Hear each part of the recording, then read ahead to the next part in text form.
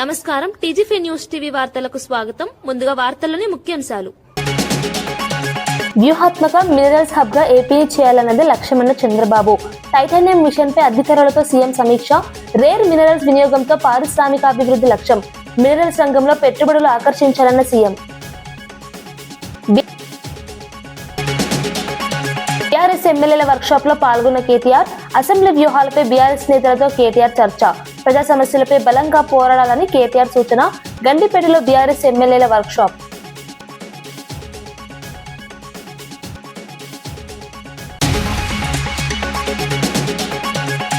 రైతుల కోసం కాంగ్రెస్ ప్రభుత్వం భారీ చర్యలంటూ దయాకర్. రైతు రుణమాఫీతో లక్షల మందికి లాభమన్న చెనగాని దయాకర్. రైతు భరోసా పథకంతో కోట్ల రూపాయల మద్దతు అన్న దయాకర్. కాంగ్రెస్ పాలనలో రైతు రాజు అయ్యాడన్న చెనగాని దయాకర్.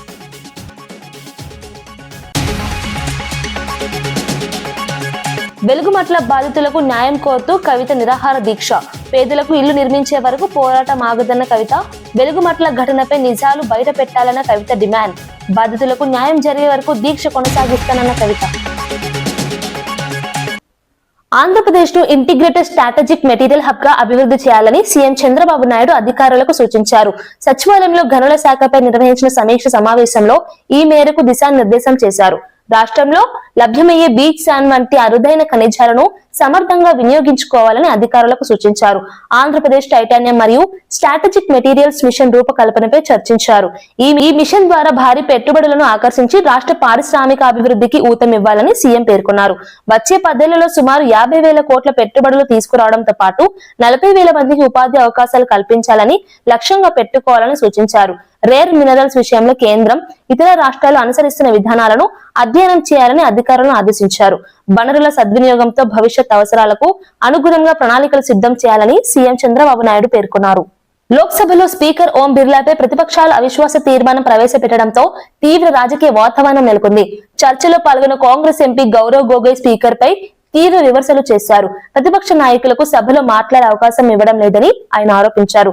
ముఖ్యంగా ప్రతిపక్ష నేత రాహుల్ గాంధీకి కూడా మాట్లాడే అవకాశం ఇవ్వలేదని విమర్శించారు. పలువురు ప్రతిపక్ష ఎంపీలను సరైన కారణం లేకుండానే సస్పెండ్ చేశారని కూడా ఆరోపించారు.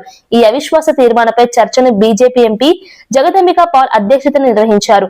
ఈ చర్చకు మొత్తం 10 గంటల సమయం కేటాయించారు. అవిశ్వాస తీర్మానం విజయవంతం కావాలంటే లోక్సభలో 278 ఓట్లు అవసరం. ప్రస్తుతం ఎన్డీఏ కూటమికి సుమారు 293 మంది సభ్యులు ఉండగా ఇండియా కూటమికి 234 మంది సభ్యులు ఉన్నారు. ఈ పరిణామాలు జాతీయ రాజకీయాల్లో చర్చనీయాంశంగా మారాయి.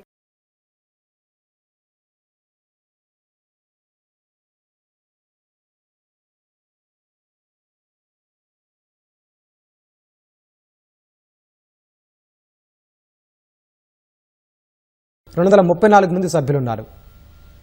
के महीने में जब आदरणीय नेता विपक्ष के सदन के अंदर president motion of thanks to president's address, जब उस समय वो खड़े हुए बोलने के लिए, सर लगभग 20 बार उनको इंटरप्ट किया गया. 20 बार इनको इंटरप्ट किया गया, मैंने देखा है. 20 बार कहां से इंटरप्शन आया? जो स्पीच में जब अगर पढ़ेंगे ट्रांसक्रिप्ट तो नेता विपक्ष के बोलते हुए 20 बार उनके बीच में इंटरवेंशंस आते हैं आदरणीय अध्यक्ष महोदय के, पैनल ऑफ चेयरपर्सन, उस समय जो चेयरपर्सन होते हैं, senior members of treasury benches, defence minister, home minister, parliamentary affairs minister, 20 बार नेता विपक्ष को बार बार संयोजित तरीके से motion of thanks to president's address, जो इतना महत्वपूर्ण चर्चा है, 20 बार उनको इंटरप्ट किया गया. హైదరాబాద్ గండిపేటలోని గోల్కొండ రిసార్ట్ లో బీఆర్ఎస్ ఎమ్మెల్యేలు ఎమ్మెల్సీల వర్క్ షాప్ ప్రారంభమైంది. ఈ కార్యక్రమానికి BRS party working president KTR హాజరయ్యారు. రానున్న అసెంబ్లీ సమావేశాలు అనుసరించాల్సిన వ్యూహాలపై ప్రజాప్రతినిధులకు పార్టీ నాయకత్వం దిశానిర్దేశం చేయనుంది. రాష్ట్ర ప్రభుత్వ విధానాలు, ప్రజా సమస్యలపై ఎలా స్పందించాలన్న అంశాలపై చర్చ జరుగుతోంది. ప్రభుత్వ వైఫల్యాలను సభలో ఎత్తిచూపే విధానంపై కూడా పార్టీ నాయకత్వం మార్గనిర్దేశం చేయనుంది. ప్రజా సమస్యలపై బలంగా పోరాటం చేయాలని కేటీఆర్ ప్రజాప్రతినిధులకు సూచించినట్లు సమాచారం. రానున్న రాజకీయ పరిణామాలను దృష్టిలో పెట్టుకుని పార్టీ వ్యూహాలను సిద్ధం చేసుకోవడం ఈ వర్క్ షాప్ ముఖ్య ఉద్దేశంగా పార్టీ వర్గాలు చెబుతున్నాయి.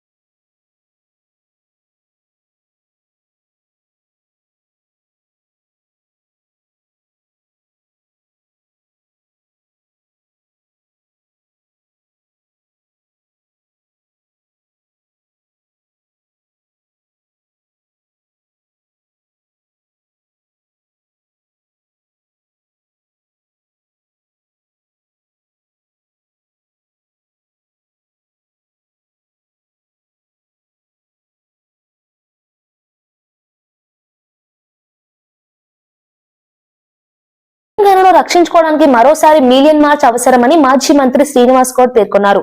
కాంగ్రెస్ పార్టీ ఇచ్చిన హామీలను అమలు చేయాలని డిమాండ్ చేశారు. రాష్ట్ర ప్రజల హక్కులను కాపాడుకోవడానికి అందరూ ఐక్యంగా పోరాడాల్సిన అవసరం ఉందన్నారు. తెలంగాణ ప్రయోజనాల కోసం ప్రజలు మళ్లీ ఉద్యమం చేయాల్సిన పరిస్థితి వచ్చిందని వ్యాఖ్యానించారు. ప్రజలకు ఇచ్చిన హామీలను నెరవేర్చకపోతే ప్రభుత్వం మీద ప్రజలు ప్రశ్నిస్తారని హెచ్చరించారు. ఉద్యోగాలు రిక్రూట్ చేసుకున్నాం, కాంట్రాక్ట్ ఉద్యోగులకు కూడా మనం జీతభత్యాలు ఇచ్చుకున్నాం, పిఆర్సీ ఇచ్చుకున్నాం, అత్యధిక జీతభత్యాలు ఇచ్చుకున్నాం. మరి ఇవాళ చూస్తే 2 లక్షల ఉద్యోగాలు లేవు. నీళ్లు ఇవాళ కృష్ణానదికి మన వాటా, కృష్ణానది దాదాపు 70-80 టీఎంసీల రిజర్వాయర్లు కట్టుకున్నాం, కానీ పంపులు పెట్టుకుని ఆన్ చేసే పరిస్థితి లేదు, కాలువలు దోక్కునే పరిస్థితి లేదు. కృష్ణానది మీద మన ఆధిపత్యం పోతా ఉంది. నదీ జలాలు మొత్తం కూడా కాళేశ్వరం పిల్లలు పోతే దాన్ని రిపేర్ చేయకుండా నిర్లక్ష్యం చేస్తూ ఉన్నారు. కరెంటు పోతా ఉన్నది, 2 లక్షల ఉద్యోగాలు లేవు, తాగడానికి నీళ్ళు మళ్ళా బోరింగ్ల నీళ్ళు, బోరింగ్ రిపేర్ చేస్తూ ఉన్నారు. కనుక ఏ స్ఫూర్తితో అయితే కొట్లాడినామో మళ్ళా అదే మిలియన్ మార్చ్ మళ్ళొకసారి మనం చేయాల్సిన అవసరం ఉంది. ఆనాడు రాష్ట్ర సాధన గురించి మనం మిలియన్ మార్చ్ చేసినాం. ఈరోజు మళ్ళా తెలంగాణ రాష్ట్రాన్ని సంరక్షించుకోవడానికి, ఇచ్చిన హామీలు నెరవేర్చుకోవడానికి మళ్ళీ మనం నడిపొగించాల్సిన అవసరం ఉంది. మళ్ళొకసారి మిలియన్ మార్చ్ చేయాల్సిన అవసరం ఉంది. 42% రిజర్వేషన్ ఇస్తామన్నారు, లేదు. ఏ నియామకాలలో కూడా న్యాయం జరగట్లేదు. మళ్ళీ ఇతర ప్రాంతాల వాళ్ళదే ఆధిపత్యం నడుస్తూ ఉంది.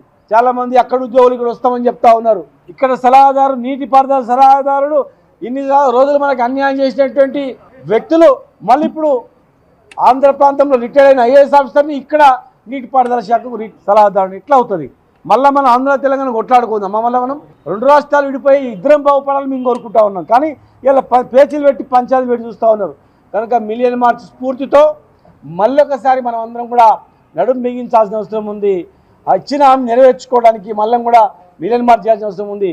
నిరుద్యోగులను ఉద్యోగాలు ఇప్పించడానికి, 2 లక్షల ఉద్యోగాలు ఇప్పించడానికి కూడా మళ్ళీ మిలియన్ మార్చ్ చేయాల్సిన అవసరం ఉంది. రైతులను కాపాడుకోవడానికి కూడా మిలియన్ మార్చ్ చేయాల్సిన అవసరం ఉంది. ముఖ్యంగా మన నీళ్ళను మనం కాపాడుకోవడానికి కూడా, మన వాటా మనం దక్కించుకోవడానికి కూడా మరొకసారి మిలియన్ మార్చ్ చేసే అవకాశాలు దగ్గరలోనే ఉన్నాయి.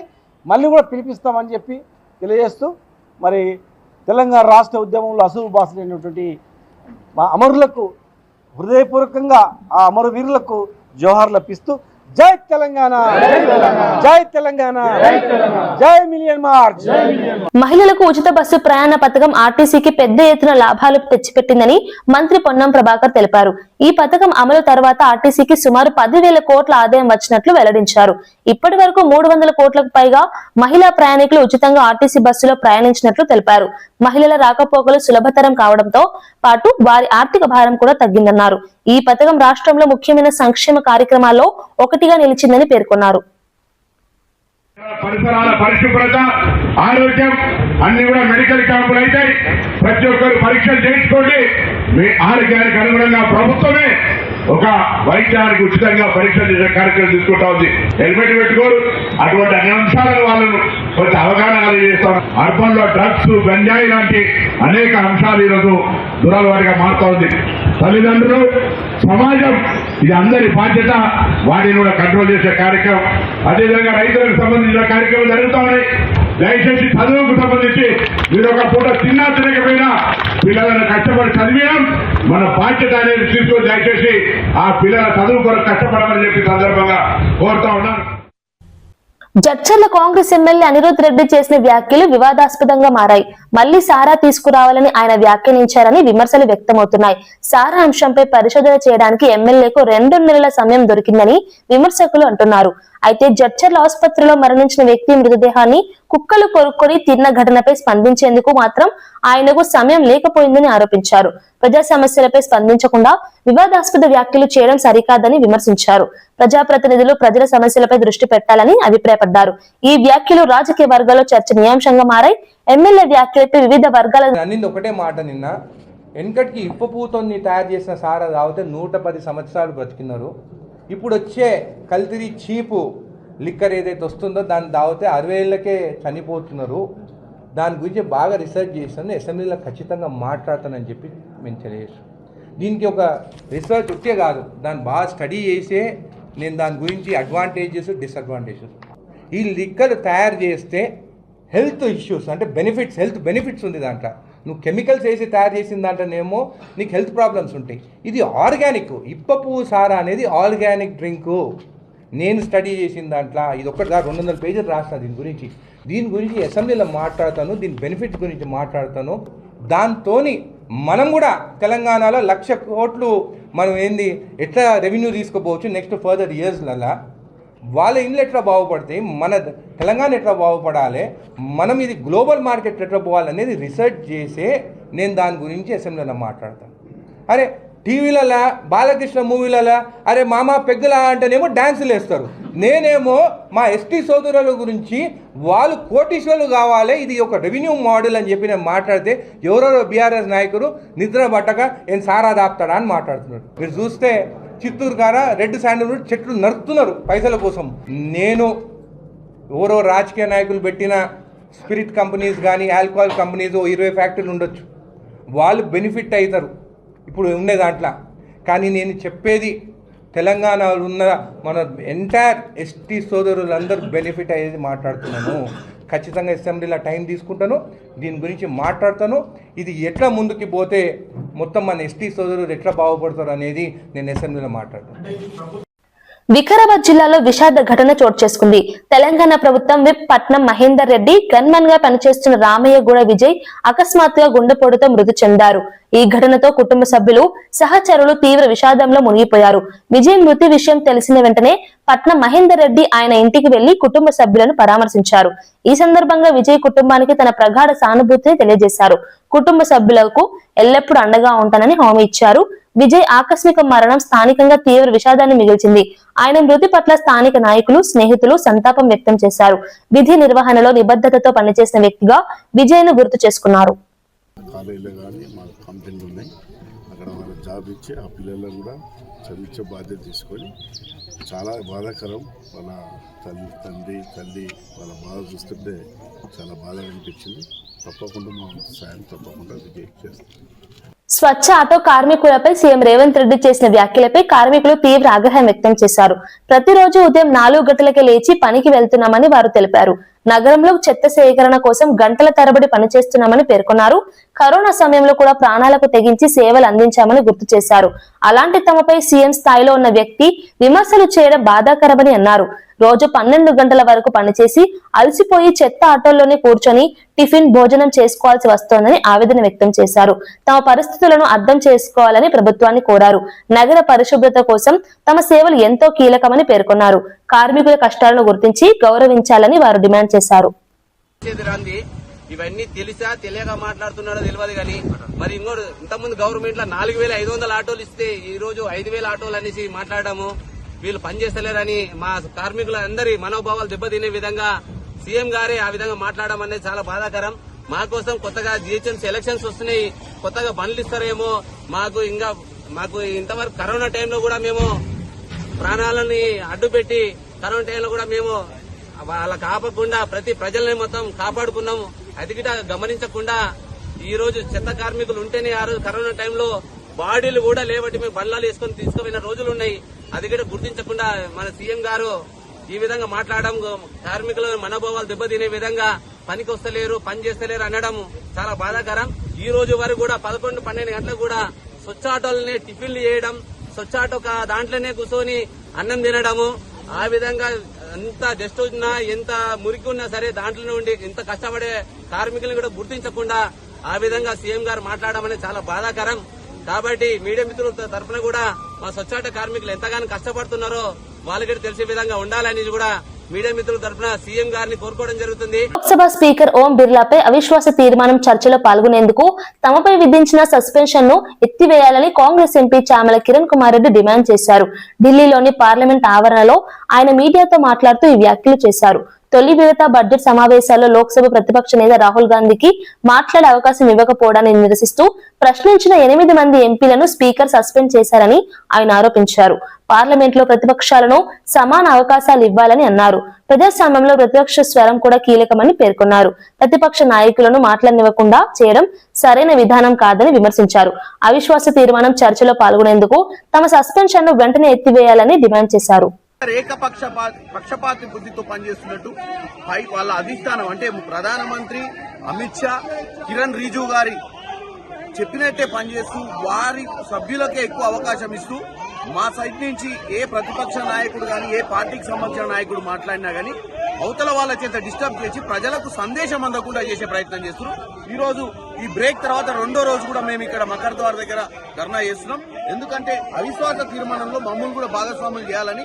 ఎందుకంటే మేమే కదా ఆ రోజు సస్పెండ్ అయింది. మేము ఆ రోజు సస్పెండ్ అయినప్పుడు మేము నిషికాంత్ దూబే కూడా సస్పెన్షన్ చేయాల్సిన అవసరం ఉందని చెప్పినాము. అనురాగ్ ఠాకూర్ ని కూడా సస్పెన్షన్ చేయాలని చెప్పినాము. కానీ స్పీకర్ ఎట్టి నిర్ణయాలు కూడా తీసుకోలేదు. కేవలం కాంగ్రెస్ పార్టీ, కమ్యూనిస్ట్ పార్టీ సభ్యులు 8 మందినే సస్పెండ్ చేయడం జరిగింది. కాబట్టి ఆ రోజు ఇంకొక విషయం ఏంటంటే మహిళా సభ్యులు ప్రధానమంత్రిని అటాక్ చేస్తారు అని చెప్పి, దాడి చేస్తారని చెప్పి ఆయన మాట్లాడటం విడ్డూరంగా ఉంది. ఒక స్పీకర్ పదవిలో ఉండి ఒక స్పోక్స్ పర్సన్ పదవి చేస్తున్నట్టుగా కనపడుతుంది. కాబట్టి మా యొక్క ధర్నా ఇంకా కంటిన్యూ అవుతుంది. మమ్మల్ని ఇమీడియట్ గా సస్పెన్షన్ ఎత్తేయాలి, మమ్మల్ని హౌస్ లోకి అలౌ చేయాలి, అవిశ్వాస తీర్మానంలో మమ్మల్ని కూడా పార్టిసిపేట్ చేసే విధంగా చూడాలని కోరుకుంటున్నాం.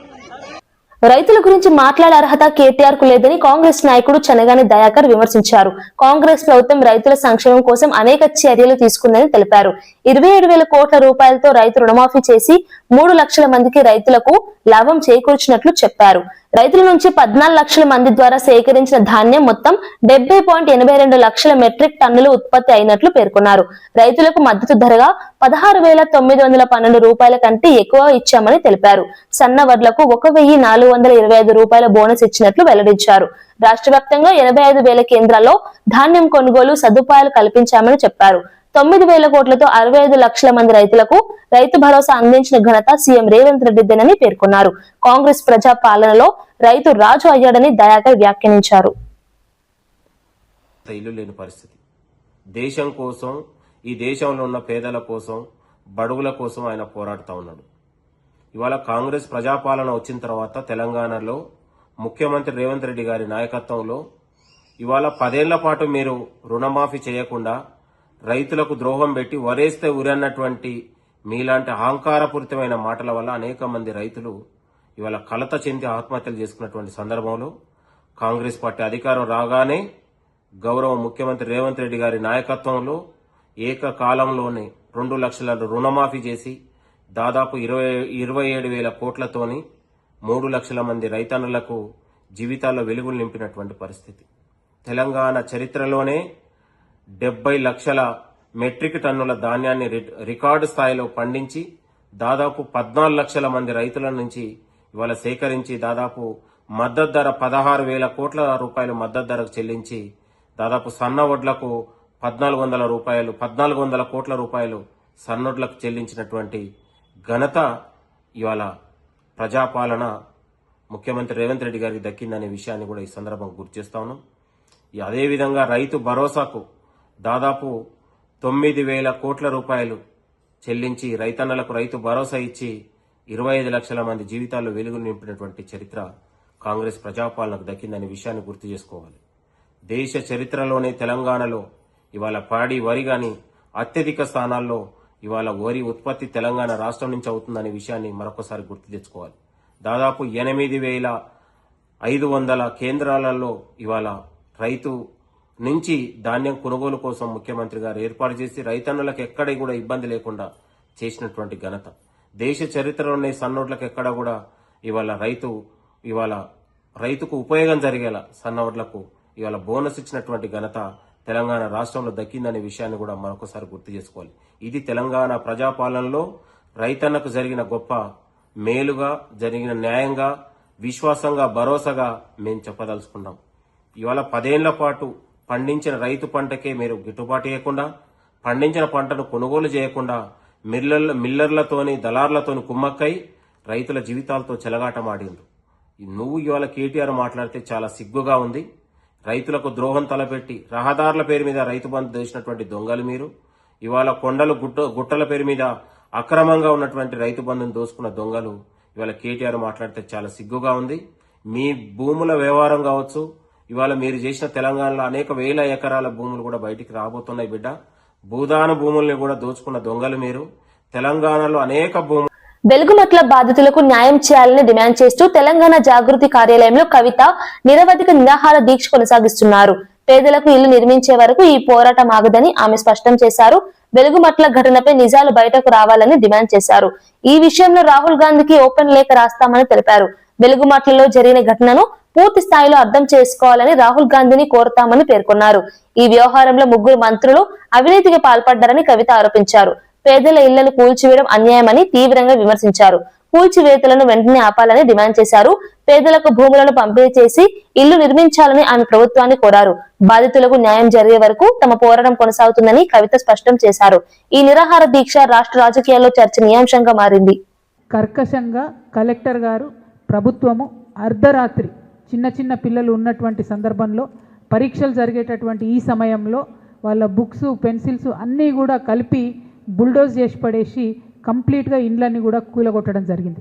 750 గృహాలను కూలగొడితే వాళ్ళందరినీ ఆ బాధితులందరినీ తీసుకొచ్చి పక్కనే ఉన్న అంబేద్కర్ భవన్లో పెట్టడం జరిగింది. మొత్తం 750 కుటుంబాలు, అందులో మగవారు ఆడవాళ్ళు పిల్లలందరినీ కూడా ఒకటే దగ్గర తీసుకొచ్చి పెట్టిండ్రు.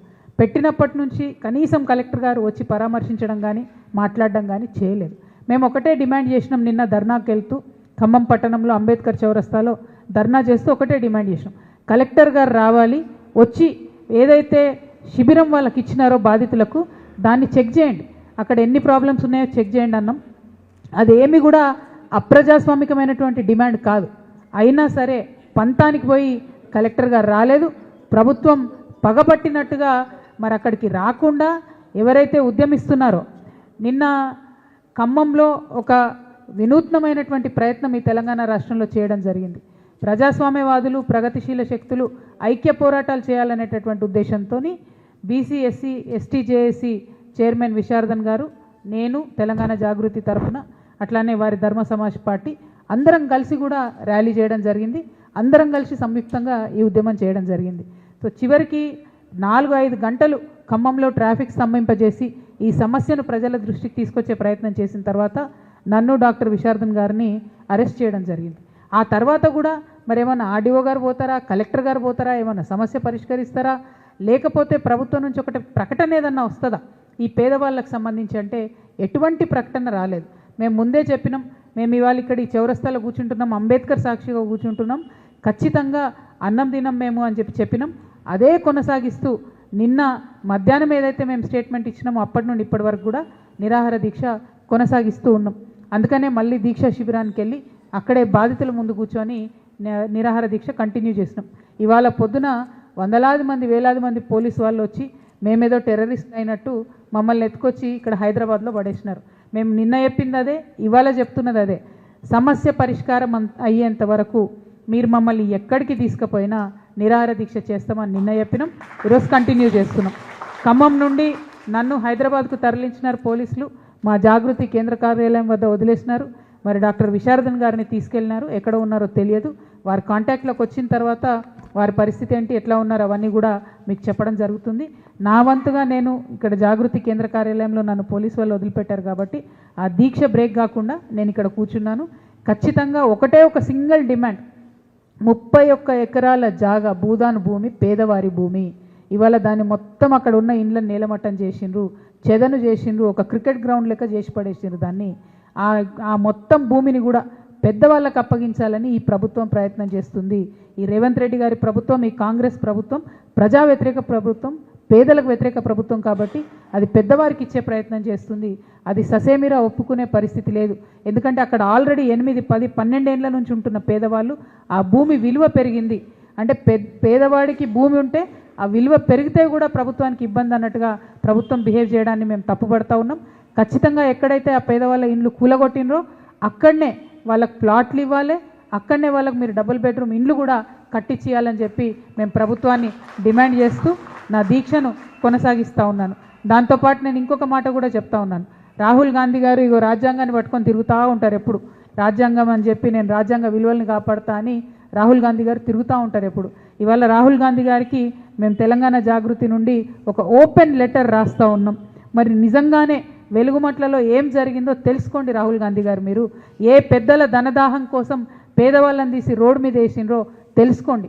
ఒక ఇండిపెండెంట్ జ్యుడిషియల్ ఎంక్వైరీ వేయండి. దీంట్లో ఖమ్మం జిల్లా నుంచి 3 మంత్రులు ఉంటే ఈ అవినీతిలో ఆ 3 మంత్రుల పాత్ర ఉందని చెప్పి మేము బలంగా నమ్మాల్సి వస్తుంది. నిన్న మీరు మమ్మల్ని డీల్ చేసిన విధానంతో ఆ పాత్ర ఏంటి, మరి ఆ పాత్రలో ముఖ్యమంత్రి గారి పాత్ర లేకపోతే ఇమీడియట్గా ఆ మొత్తం జరిగినటువంటి విధ్వంసాన్ని ఆపండి.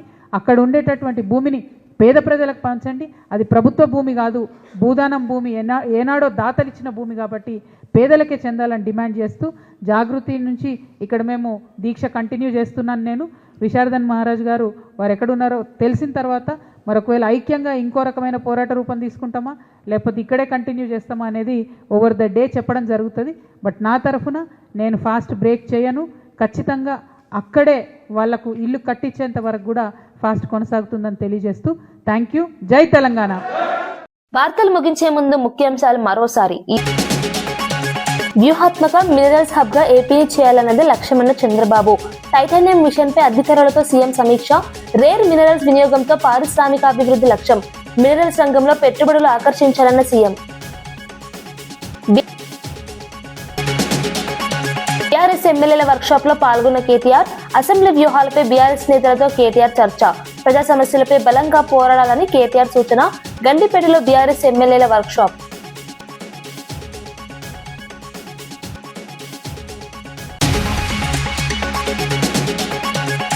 రైతుల కోసం కాంగ్రెస్ ప్రభుత్వం భారీ చర్యలంటూ దయాకర్.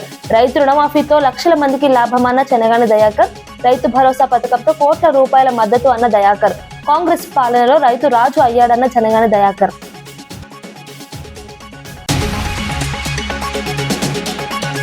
వెలుగుమట్ల బాధితులకు న్యాయం కోరుతూ కవిత నిరాహార దీక్ష. పేదలకు ఇల్లు నిర్మించే వరకు పోరాటం ఆగదన్న కవిత. వెలుగుమట్ల ఘటనపై నిజాలు బయట పెట్టాలన్న కవిత డిమాండ్. బాధితులకు న్యాయం జరిగే వరకు దీక్ష కొనసాగిస్తానన్న కవిత. ఈనాటి వార్తా విశేషాలు. మరో బులెటిన్లో మళ్ళీ కలుద్దాం. నమస్కారం.